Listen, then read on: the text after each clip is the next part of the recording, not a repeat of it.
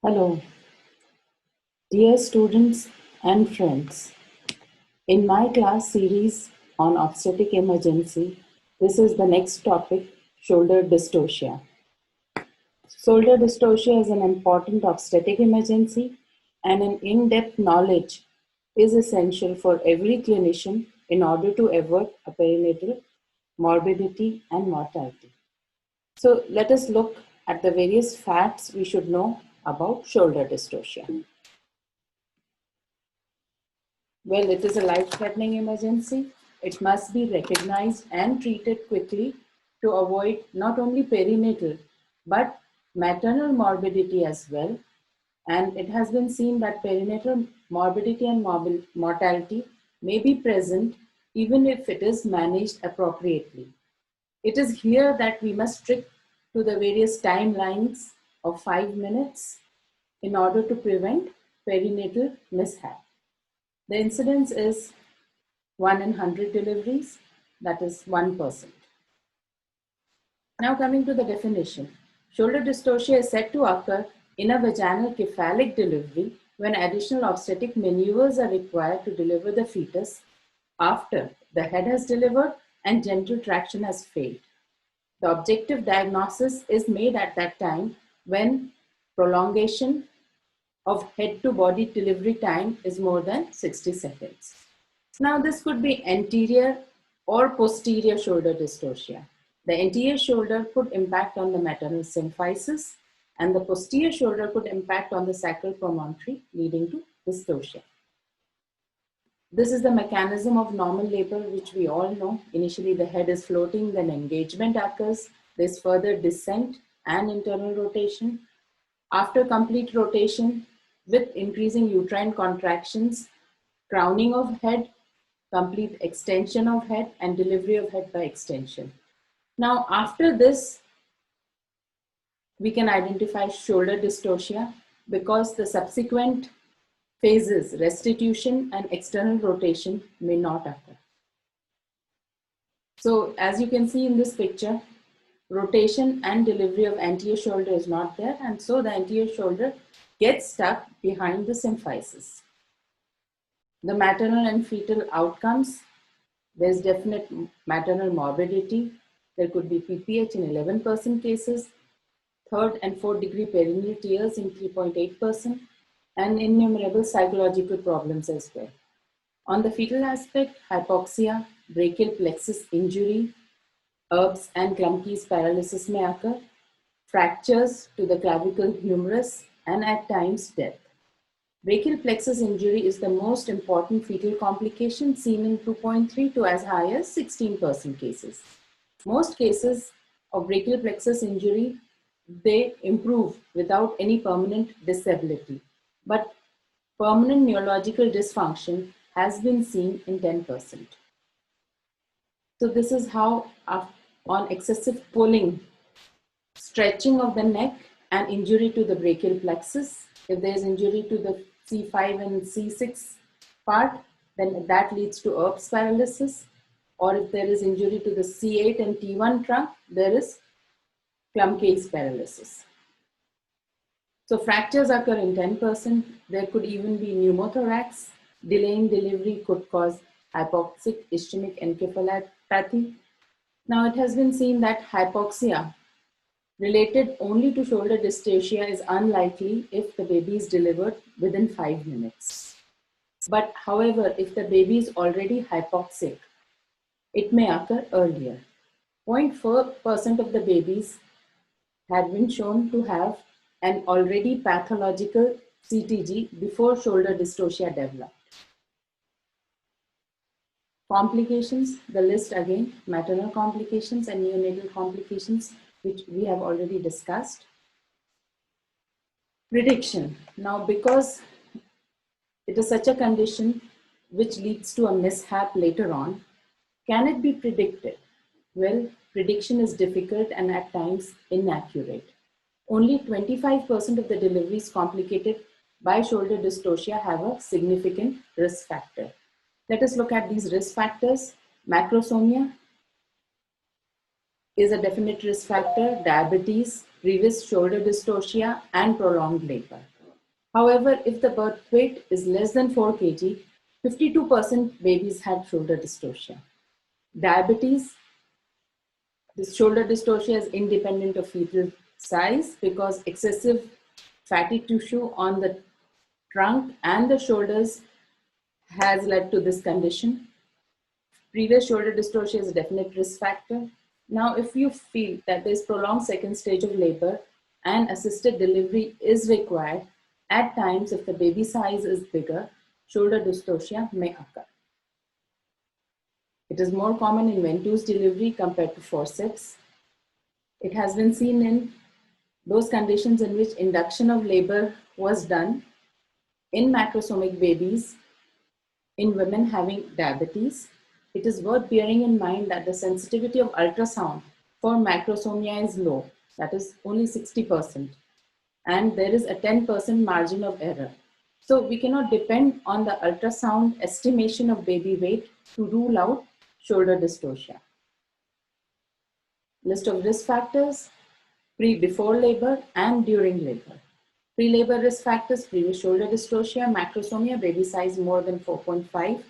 In Indian scenario, it may be baby size more than 3.5, diabetes mellitus, a maternal BMI more than 30, and induction of labor. Risk factors which need to be identified during labor: prolonged first stage, secondary arrest of descent, prolonged second stage, need for oxytocin augmentation, and assisted vaginal delivery. This chart shows that shoulder dystocia in babies having a lower birth weight is more in diabetic mothers compared to non-diabetic ones.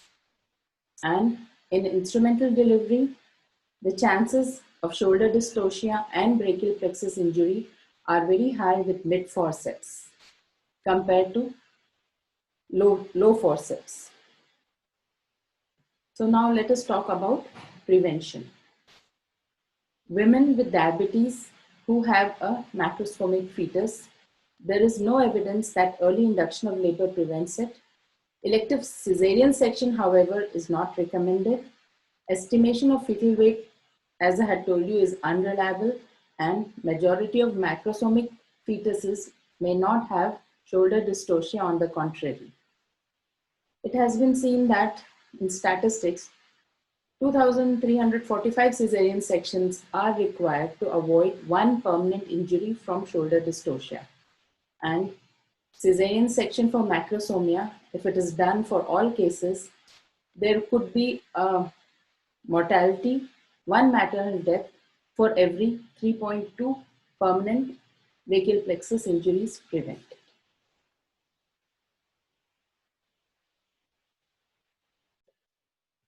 Now for women who are diabetic and have suspected macrosomia, induction of labor at term can reduce the incidence of shoulder dystocia, and elective cesarean section should be considered if fetal weight is greater than 4.5 kg. In Indian scenario, this could be 3.5 kg. Women who've had a previous shoulder dystocia, this is the highest risk factor. There are chances of shoulder dystocia in subsequent pregnancy 10 times higher than the general population, and the recurrence rate is nearly 25%. So when discussing the mode of delivery in such cases, the various factors which should be considered are severity of any previous neonatal or maternal injury, the size of the fetus, and in the end, it is always the maternal choice. So timely management is required. This you would agree. And this can only be done if there is prompt recognition. The diagnosis. Certain warning signs may occur during delivery, and we should keep a check for that, like head bobbling. When head consistently retracts in between contractions, especially in the active second stage of labor when the baby's head has delivered, and then when the mother relaxes, it again goes inside. This is known as head bobbling. Or if there is difficult delivery of the face and chin. Vertex is delivered, and you need to literally pull in order to deliver the face and chin. Then the typical turtle sign, that is the delivered head becomes tightly pulled back against the perineum and there is difficulty in delivering the chin. Some other warning signs like failure of restitution of head and failure of shoulders to descend. Now, when this occurs, you need to push your hand inside and try to feel for the shoulder. It could be unilateral when only one shoulder is stuck up, or it could be bilateral when both shoulders are inside. Management, the basics of management. Majority, as we know, cannot be anticipated or predicted. So all skilled birth attendants and healthcare personnel should be familiar with the techniques required to facilitate delivery. Any risk factors, if present, should be noted from the history and should be listed in the case notes. All staff in the unit should be well versed with a fixed protocol and regular drills and practice drills called mock drills should be done. Time should not be wasted in either fundal pressure or excessive traction because this can cause morbidity. Now, encouraging maternal effort before movement of anterior shoulder further causes it to impact and may cause injury to the brachial plexus. Maneuvers that twist the neck or excessively pull down on the head at an acute angle cause injury and they should be avoided. Traction should only be applied in the axial direction, like in a straight line, in line with the fetal spine. Hypoxic ischemic damage risk is low if the baby is delivered within 5 minutes. Then, as I had told you, the basic is identify the condition. Once you have identified it, confirm the side where the shoulder is fixed and then identify whether it is unilateral or bilateral. Once you have diagnosed it, you need help. You cannot do everything alone. So shout out and call for help. For obstetric emergencies, there should always be an emergency buzzer. So you can press the buzzer and shout, I have a case of shoulder dystocia, so that all required personnel can come in. So you need more obstetricians for help, you need nurses, you need an anesthetist and a pediatrician. Avoid neck rotation and head-neck traction. Fundal pressure should never be used. An episiotomy is always not necessary. It is required when internal maneuvers are being done. Check for nuchal cord, catheterize the bladder, and then perform the primary, then secondary and tertiary measures. So subsequently, these maneuvers are performed. So these are the initial maneuvers, which are known as primary maneuvers: the macropod suprapubic pressure, delivery of posterior arm, Monteglo posterior shoulder delivery, and posterior axillary sling traction. If these maneuvers fail, then you would go in for the secondary maneuvers, which are also known as enter maneuvers. You have to put your hand inside to perform these maneuvers, and you need a episiotomy. In the end, when everything has failed, you can go for these catastrophic maneuvers: abdominal rescue under general anesthesia. The first and foremost is Zavanelli maneuver, intentional clavicular fracture, symphysiotomy, etc. Now, you must decide in which order you wish to perform these internal maneuvers, and that is according to the training, clinical experience, and clinical circumstance of that particular case. For example, if she's a case of bilateral shoulder dystocia, you've identified that both shoulders are stuck at a very high level above the symphysis and above the sacral promontory, then it is a bilateral shoulder dystocia, and in that condition, whatever you do would not bring the shoulders down. So Zavanelli maneuver, flex the head and push it back inside and immediately take the patient for an emergency cesarean section. No evidence that internal rotation of the internal maneuvers, internal rotation or removal of posterior arm is superior. Internal rotation, however, has fewer humeral fractures. So if you're well versed with the technique of delivery of posterior arm and you've done it before, you can do that before trying the internal maneuvers. This is the mnemonic which we usually quote for management of shoulder dystocia: helper, call for help, evaluate episiotomy, put the legs in McRoberts maneuver, apply external pressure, suprapubic pressure, do the intermaneuvers or rotational maneuvers, then try for removal of posterior arm, and in the end, roll the patient on her hands and knees, roll over, and then try these maneuvers again. This is another mnemonic for the systematic approach, pain sister. Same things, but a different mnemonic. Now question arises when the shoulders have really got stuck up. How do these maneuvers help? They increase the functional size of bony pelvis, especially the McRoberts maneuver. Or suprapubic pressure can narrow the bisacromial diameter of the fetus, or sometimes change in position of bisacromial diameter with the bony pelvis when we roll over can also help in delivery of the baby. This is a flow chart or an algorithm which should always be pasted in your labor room so that even if a person is not well versed, can go through this and immediately perform these maneuvers.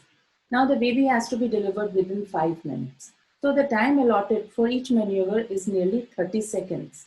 And therefore, you should have everything in your mind and perform these maneuvers quickly. Each maneuver, time allotted is 30 seconds. Now coming to the primary management. So as soon as you've identified shoulder dystocia and you've called for help and done all the basics, the woman should be laid flat and placed in McRoberts position. In this position, flexion and abduction of the maternal hips with the thighs on the abdomen. This is done. This straightens the lumbosacral angle, rotates the pelvis, and increases the relative anterior-posterior diameter of the pelvis by a few millimeters. Normal axial traction then should be attempted, and this maneuver is successful in majority of cases, in 90% cases. So this is how it is done. Flex and abduct the hips so that the shoulders come to lie on the maternal abdomen. By this rotation, the anterior-posterior diameter is increased. So this is how it is. The shoulder which was stuck behind the symphysis with a few millimeter increase in this AP diameter comes under the symphysis. So in majority it is delivered, but next maneuver, if the baby's shoulders are not delivered, is McRoberts combined with suprapubic pressure. Suprapubic pressure should be applied by an assistant from behind the fetal shoulder in a downward and lateral direction, just above the maternal symphysis. So this is why we need to identify the side. If the right shoulder is impacted, then the assistant would stand on the right side and apply pressure from above so that both shoulders get approximated, and in addition to increase in AP diameter, decrease in bisacromial diameter would help in delivery of shoulders. Now this pressure could be either a continuous pressure or given in rocking motion. So this is how it is done. Applying suprapubic pressure just above the symphysis from the back of the shoulder. Now when these two maneuvers have failed, secondary maneuvers. First, we need an episiotomy to facilitate these internal maneuvers. Entry for internal maneuvers should be made posteriorly, as the sacral hollow, there is space, and woman is brought at the end of the bed. There are a number of internal maneuvers. Order is not specific and depends on the individual situation. The main aim is to rotate the shoulders into a larger oblique diameter of the pelvis and or to reduce the biacromial diameter of the baby by adduction of shoulders. So either to rotate or to adduct the shoulders. So these are the maneuvers. Rubin 1 maneuver is the suprapubic pressure which we had applied. Now this is Rubin 2 maneuver in which we apply pressure from the back of the anterior shoulder. If Rubin 2 is not successful, then we go for the next Rubin 2 with Wood's corkscrew maneuver. Pressure is applied on the posterior aspect here and anterior aspect of the shoulder. So this is how you rotate. If this is done in opposite direction, posterior aspect of the shoulder and anterior aspect of the shoulder, then it is known as reverse Wood's corkscrew maneuver. So these are the three maneuvers, maneuvers for shoulder dystocia. So initially you try to rotate, push like this, then try to rotate. So this is how it is, pushing from back of the anterior shoulder.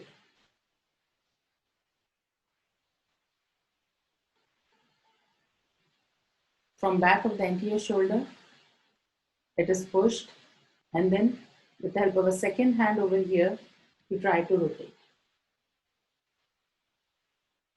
This is the Wood's corkscrew maneuver. Now, if these rotational maneuvers fail, then at times delivery of the posterior arm can be attempted. This reduces the bisacromial diameter by grasping the fetal wrist and gently removing the arm in straight line through the vagina. So you put your hand inside, try to identify the wrist, try to pull it. So eventually this diameter decreases. Removal of posterior arm is also known as the Branham maneuver, and this is how it is done. By catching hold of the wrist, deliver the arm, and subsequently to deliver the shoulder. It is the posterior shoulder which is at a lower level compared to anterior shoulder, and therefore the posterior arm is easily approachable. And this is how, by bringing out the posterior arm, the bisacromial diameter from 13 centimeters is decreased to 11 centimeters. Now various other maneuvers. These are basically primary maneuvers, but I've mentioned them later. Now these other maneuvers, the basic thing is that the shoulder is delivered, the posterior shoulder is delivered by different methods, like by a sling or by pulling or by a grip, pincer grip between the index and thumb finger. Now this is the Monte-Claw maneuver. The assistant gently flexes the head towards the anterior shoulder so that you get enough space.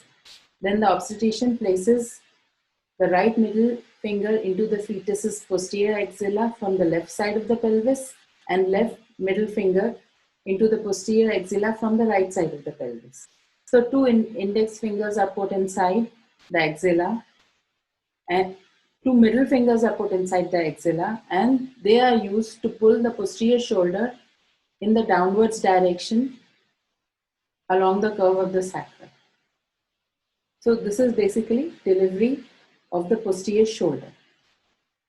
Posterior axillary sling traction method. So here, instead of our fingers, which occupy lots of space inside the pelvis, and there's hardly space when the shoulder is stuck. In these cases, we can use 12 or 14 size French soft suction catheter or even a urinary catheter that is folded into a loop over the index finger, fed through the posterior axilla. It comes on the opposite side, and then that can be used as a sling to rotate the shoulders to 180 degree, assisted by counter pressure on the back of anterior shoulder. So it's easily seen in this picture that this catheter is placed in the axilla, and it is used to pull the shoulder out. Another new maneuver which has been published in the American Journal of Obs and Gynae is the shoulder shrug maneuver. In this, again, the posterior shoulder is delivered and by a pincer grip. We hold the posterior shoulder grip, including the index finger and the thumb, and then pull it out.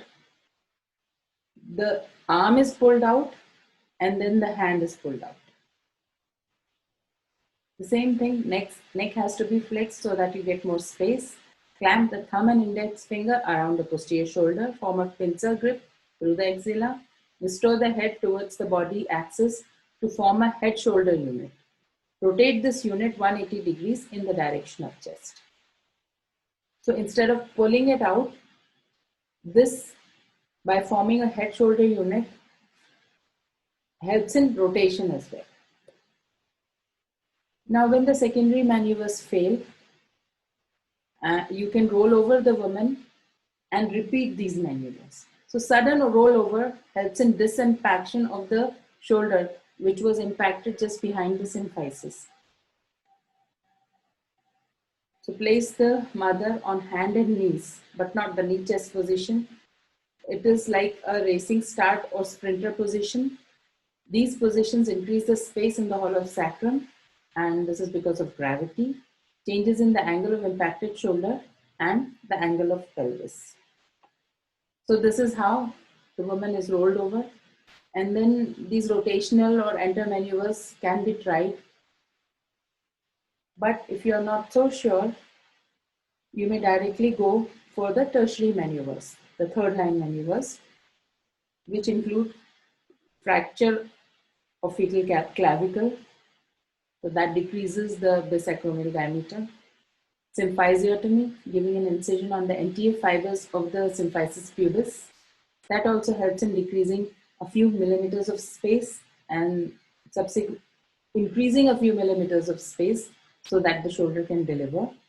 The Zavanelli maneuver, in which you deposit the head back and do a cesarean section, or the abdominal rescue method, in which you do a cesarean section, open the uterine cavity and push the shoulder so that vaginal delivery is executed.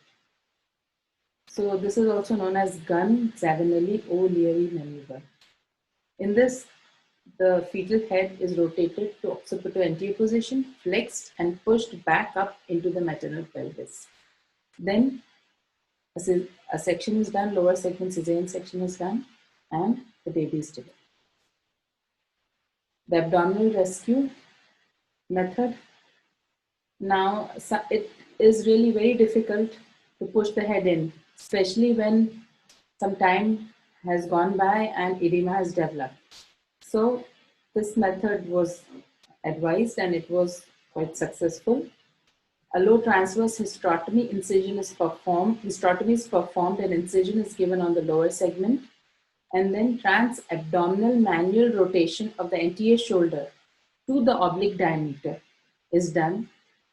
Then subsequently, an assistant who is at the vaginal end tries to bring out the shoulder, and the fetus is delivered vaginally. So after trying these maneuvers, when there is successful delivery of the baby, then documentation of timings of delivery of the head and each of these maneuvers is important, because the baby may suffer some morbidity and there is a tendency towards litigation. So documentation is very important. It is a part of the risk management protocol. In risk management, initially, as soon as the baby delivers and the mother is comfortable, debriefing of the parents is done.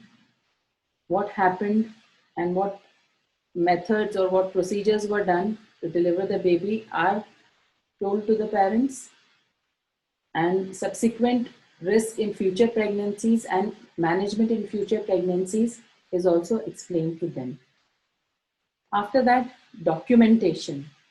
Well, we have a team who's doing this whole management. And in this team, there should be a person who is listing the timings. So documentation must go on side by side. And there are standard pro formas for documentation so that nothing is missed out. Now, to revise or to summarize the algorithm for management of shoulder dystocia, first identify, try to identify whether unilateral or bilateral, then immediately call for help, discourage pushing. The woman is to lie flat and move buttocks to the edge of the table. Try the McRoberts maneuver. If that fails, the suprapubic pressure method along with McRoberts. Now, if both fail, the chances of both these in helping delivery are nearly more than 90%. But if both fail, consider an episiotomy if it has not been given already, and think of the internal maneuvers. Well, either of these two can be done. You can deliver posterior arm, or you can go for the rotational maneuvers. This all depends on your experience and the clinical circumstances. At the same time, you need to inform the consultant, the anesthetist, the pediatrician. Because if these maneuvers fail, immediately the woman is taken to the operation theatre. If above maneuvers fail to release the impacted shoulder, you can try all force position, but if that fails again, then the Zevinelli maneuver is mostly done, but we can go for cladiotomy, abdominal rescue, or even a symphysiotomy. So in the end, the goal of our management is to safely effect delivery of infant before asphyxia and cortical injury occur from umbilical cord compression and impeded inspiration, because the chest is compressed, and without causing peripheral neurologic injury or other fetal or maternal trauma. This is the documentation form. A standard documentation form must be used, and in this everything is included: the registration part, then what all staff was called for, their name, their role, which has to be pre-decided, then the various maneuvers which were tried, by whom, at what time, and in what order. If not performed, why they were not performed. Then in the end, the mode of delivery, the time of delivery of head and the time of these maneuvers, all details of the baby, the side, the shoulder which was impacted, whether that can be identified from whether the head was facing the left, maternal left, or maternal right. Then for all these babies, cord blood sample is essential to identify the pH. Neonatologist notes, baby assessment after birth. All these are important documentation points and would save you from future litigation. So thank you. If you have any questions, feel free to ask me these questions. You can subscribe to my channel and share these lectures. Thank you.